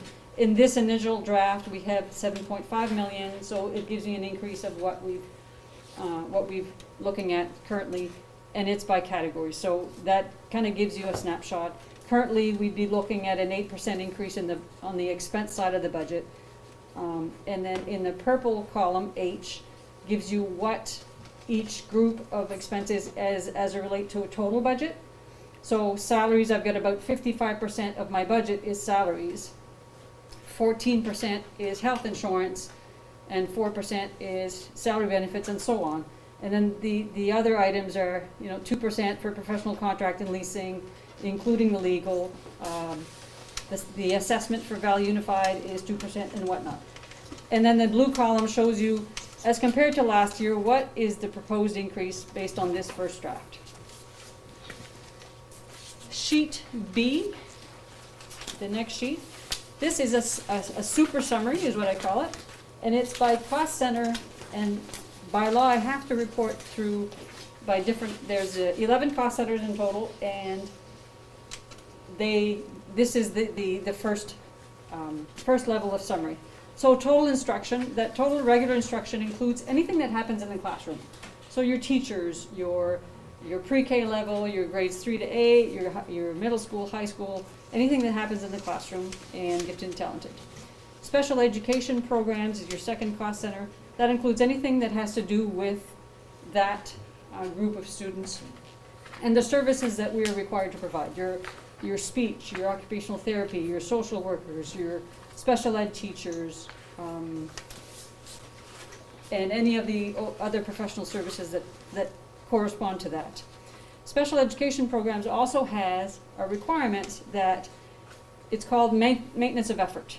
And in very simple terms, that means that what you have spent on, in general on one of these students, you have to keep spending the same amount from year to year or more. You cannot spend less than what you spent in the current year. So the only change that you could see up or down would be if you're providing more services, or if it decreases, you would have lost students that fall in this category. Career and technical education is a third cost center. That is what happens at the St. John Valley Tech Center. And that cost center is zero for us, unless we would have a situation where the budget that the Career and Tech Center received in any one year was not enough to fund the services that they need. And in this current year, we don't have to provide any additional funding. Other activities refers to co- and extracurricular activities, so all our sports, all our math teams, the chess team, the activities that happen outside of the classroom but are correlated to the students, your drama clubs and whatnot. This is where that falls in. Student and staff support, that is anything to do that supports the classroom teacher or the administrator. So you've got your guidance, your school nurse, your library, your technology department, you've got your assessments, so your NWEAs and those types of things. That's where those costs fall. And Sarah, I see you taking notes. You don't have to. I've got enough information in the back that will provide you that. I like it in my handwriting, so I can't read it later. System administration is basically your board and the central office staff. School administration is the school principal and secretaries and their office. Student transportation is anything to do with a moving bus. Facilities maintenance is anything to do with the buildings. Repair, maintenance, heating, and whatnot. The school lunch program is strictly the school nutrition, anything to do with providing and preparing and delivering school lunch. And continuing education program is the continuation program through Stacy's group. This is the MSAD27 portion of it, for a grand total of. So we're looking at, in this current year, we have a budget of $12.5 million.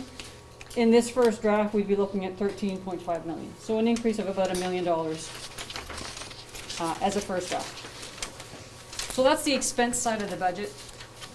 The C report is digging down even a little bit deeper. So when you're looking at the first, at sheet B and all the green green rows, you can follow them through all the next reports as well. I'm just showing you that as part of regular instruction, I have to break it down between elementary grades 3 to 8, elementary pre-K to 2, secondary grades 9 to 12, and gifted and talented. So the Department of Education dictates that I have to report based on these different subgroups.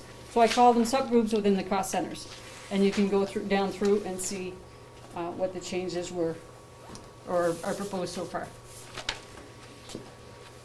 Report D is digging down even deeper, and here's where you start to see some of the subgroups and the types of expenses within those subgroups.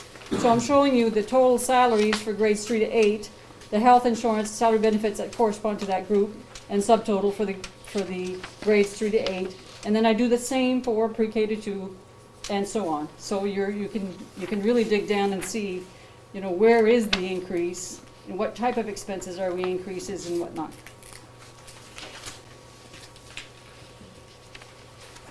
On the first big sheet, E, once I've built the expense side of the budget, then we look at where's the funding going to come from to offset these expenses, because legally I cannot present a budget to the voters and without having determined where the funds come from. And I can't plan for a negative budget. I can't plan for being overexpended. I have to identify where the fund's going to come from. You can build all the budget that you can, and you can come up with any number, but unless you can identify where the funds are coming from and have a realistic number as to what you can collect, your budget is really is not going to work. So we start with you know, what are we planning on carrying forward? We look at the local revenue, where are the funds that are coming from the state? What are the numbers that they've identified in the ED279 report? Do we have any carry forward? Are we requesting anything specific to school nutrition program or continuing ed? We operate those as little businesses amongst themselves, so we identify if we need to go to the local taxpayer to contribute anything towards those two programs by themselves. We look at expected tuition and fees that come in from our tuition towns. So in this case, we have Allagash, we have Eagle Lake, we have Unorganized Territories, and the Winterville Plantation. So we look at the number of students that are there this year as compared to next year, and whether or not we expect an increase or a decrease. We look at other local revenue. So the transportation for tuition students is one that is a big ticket item. Any interest in funds. Food services, what I didn't do for food service is one of those big unknowns again this year, because this current year and the end of last year was very difficult to project what we were going to do, because we had to kick into gear and deliver meals. So we had a hybrid year where we actually provided meals on site, and then at the end of the year we delivered meals using our buses. This current year we've also had a hybrid year where at times we were remote, and right now we're back into operation on site. So it's really hard to get a sense of what next year will look like as well. Our staff will be mainly vaccinated, so we expect our staff on site, but we really don't know what the student population is going to end up being, whether or not they're going to be vaccinated, or whether or not we will still have pockets of kids that will have remote work and whatnot. So what I've done is I've done very minimal change to school lunch, school nutrition program. I've left it pretty much intact, so I left the anticipated revenues about the same. Sales and refunds is usually minimal. It's either a garage sale or things that we've been able to sell and get rid of. Self-insurance funds for technology, that is all the laptops that the students have in their hand. We ask that they contribute $40 it's a self-insurance thing, so that if anything happens to it, it helps pay for the damage, and it also gives a buy-in to the student to take care of it. Building rental revenue is one of those things that this year we didn't rent anything. We normally rent a little bit every year. Next year we really don't know so I left that as no revenue, and if it comes in, great. Miscellaneous is minimal. The state revenue indicates where the funds are coming from the state. The EPS funding is what we get from the ED279. That did show an increase on the state contribution. The regionalization efficiency funding is the amount that we get specifically for having formed an ESC. Main Care C is usually a small adjustment they make throughout the year. Adult education subsidy is specific to for continuing education. And the lump subsidy, I've got two identified there. One is our normal subsidy, and one is a subsidy that we've done in excess because we've delivered remote meals. As I said, I left the school nutrition program pretty much intact. And Medicaid reimbursement are funds that we can claim back, and for the special ed population, there's a main care adjustment that we can bill back. And I basically look at what we've collected in the previous year and apply it as revenue for this year. So we've identified where the funds are coming from. The very last number that I plug in here is usually the blue, the item that I put in blue, and that's the additional local funds that we need to go collect from the locals over and above the required amount identified in the ED279. So in this first draft, and I know that it's high, last year we would have asked for $997,000 in additional local. This first draft is asking for $1.6 million. So an increase of about $539,000 going to the locals. We know that that's not what it's going to be, but this is our very first draft. So the last sheet, identified as mill, would show you if we were to take this to the local, what would it look like in terms of a mill rate. So I update the valuations, I update the student counts, and I update the contributions based on The first part is based on the required local, as identified on the ED279 report by the state. And then the excess additional local funds, we have the cost shared formula that says whatever's in excess, we share 50% based on local valuation and 50% based on student population. So we would be looking generally at about a 12.7 increase for the towns, and that would translate to about a 1.36 mill rate increase. Again, this is where I said don't panic. So that's where we're at today. It's our very first look. It gives us a picture of where, you know, what do we have in here that, you know, we would need to funnel down. The last sheet that I've given you is just typically your salaries and benefits are your biggest part of the budget. So they're really and you want to keep people employed to the extent that you can. So where you first target is you're looking at what do we need to do to pare this down, and you typically look at projects or, you know, technology, those kinds of things. The technology in here is specifically to either improve our infrastructure or improve our software or provide. We've really targeted to provide the services that we need to provide the remote learning.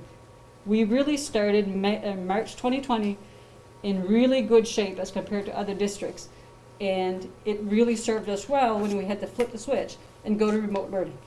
We have to maintain that level of service for that infrastructure. The one thing that we can no longer ignore is the fact that we're not going to get a new school. So now we really have to put some funds into our existing schools, because we had kind of put a lot of the things on hold until we really knew for sure. So what you have in front of your hands are the first part, are the reductions that we've already made to the budget, because we know that either we can include them in the ESSER funds, or that as of this morning, we really got the news that our Anthem Blue Cross increase came in at 0 for our district. Once again, I think it's our second, if not third year in a row. So that was really good news. I was able to reduce $77,000 out of the budget. And then we already identified things in the budget that we can remove in terms of facilities projects.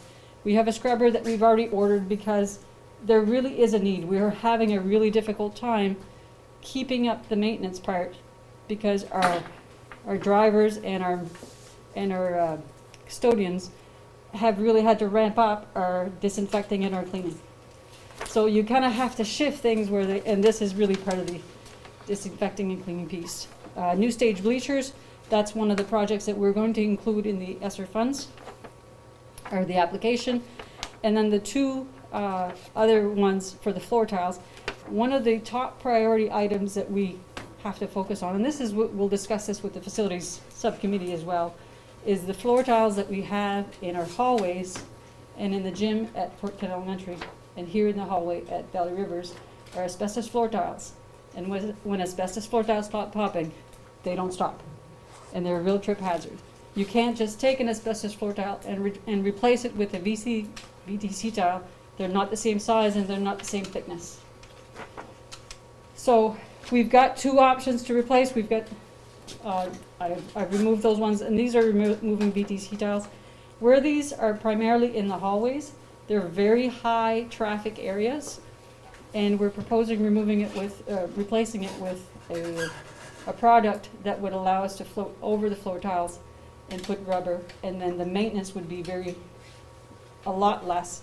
We wouldn't have to wax, and so the future maintenance would be a lot better. But that's something that we can discuss with the committee. The bottom part are items that are still in the budget. However, we will look to see if there's other sources of funding.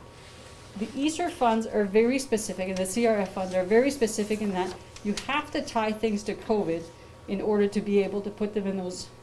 And to date, these types of projects have not fit in there. You can't tie asbestos floor tiles to COVID. You can't tie fixing a roof to COVID. However, the rumor is, and we're hoping that it is, that ESSER 3 funds will allow us to do some of these projects. And if we can get the prior approval, we'll remove these out of the budget and put them in ESSER 3, provided we have an application approval. So that's just your first snapshot and the kinds of things that we are having to deal with and and we'll be looking further into. Any questions or concerns? Lucy, on that bottom one, that's still in the budget, what's the top line say? Oh, it's 700. Oh, in the cafeteria, when we built that mini stage for the productions, now we have to bring the electrical up to code to fit that mini stage. So that's what that is. Some of these things that we may be able to tackle before June, or at least start the project before June. In the past, the other thing that we'll need to consider with the committee as well is, in the past, a lot of these projects, or the smaller projects, were always tackled at the end of the year. So as we see if we have funds that we're going to be carrying forward, we look in April, May, and June and see what can we accomplish before the end of June. Some of these projects we wouldn't have time to tackle. So every year that we attempt to tackle some of these projects this way, if the funds are not available, they're not in next year's budget, we can't tackle them again. So they keep being pushed down the road. We need to really come up with a plan that says each year we have monies in the budget so that we can tackle projects in the summer when students are not in and that are guaranteed that we have funds to do some of these. We're not looking to do them all in one year, but we need to have a concrete plan and some funds available for those types of projects. And how are we tying new stage bleachers to COVID? Social distancing. Those bleachers are typically used for graduation, but in the need of social distancing, not only can you spread out in the usual bleachers, but you can now spread them out Okay. on the stage and on the. Mr. Doucette's very happy. We are trying to be very creative in tying things to COVID, but there's some things that just. What's nice is that superintendents are now exchanging ideas, and so we're helping one another figure, and like Lucy alluded to it, apparently there's roofing projects being approved now, because we can tie that to ventilation and, you know, that type of thing, so we'll see how that goes. I know that our window project at Forkin Elementary was one of the first, and now everyone's redoing windows, so. Some of the projects that we've identified there, like the doors to C-wing, they're original to the building. So we're at the point where we really can't kick those ones down the road. We do have roof leaks. So, you know, we will be leaving some of these things. If we can't get them in Easter, we'll have to leave some in the budget because we just can't. But top priority is your roof leak and your asbestos floor tile. Good. Thank you, Lucy. Get a motion to executive session. So moved. Second. Abby, second. Lucy, you want these all back, right? Yeah.